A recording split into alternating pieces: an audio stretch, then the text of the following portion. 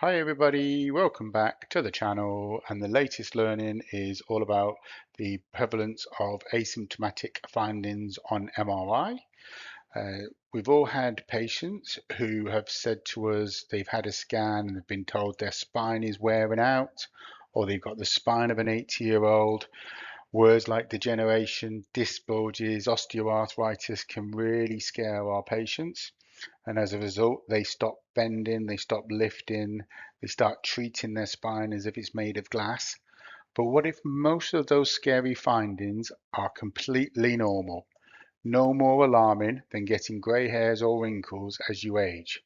So today we are breaking down this study in 2015 that looked at thousands of patients who were asymptomatic to look at what their spines actually looked at. So they discussed a few different things, but I'm going to focus on the four main ones that we all generally see is the disc degeneration, disc bulges, disc protrusion, and facet joint OA.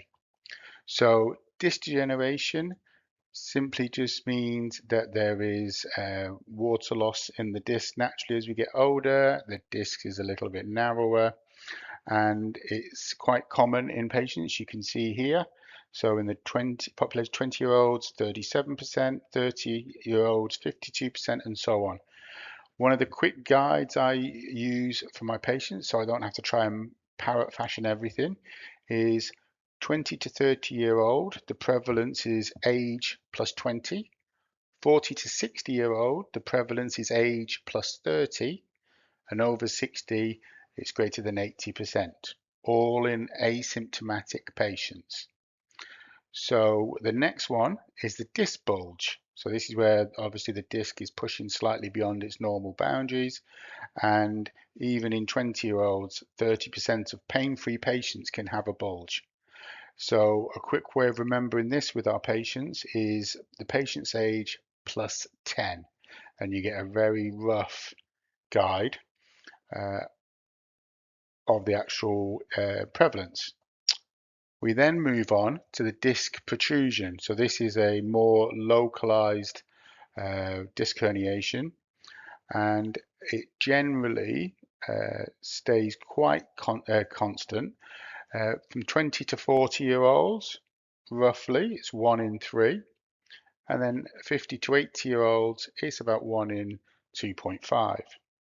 So we can actually say that we've got 1 in 3 adults walking around with no back pain and can have disc protrusions on their scan. Finally is facet joint arthritis. And what we find here is in the patients in their 20s, 1 in 25 will have some arthritis. When patients are in their 30s, it's 1 in 11. 40s, it's 1 in 5. 50s, it's 1 in 2. And then after 70s, it starts to increase. So roughly 70% in 70-year-olds and 80% in 18-year-olds.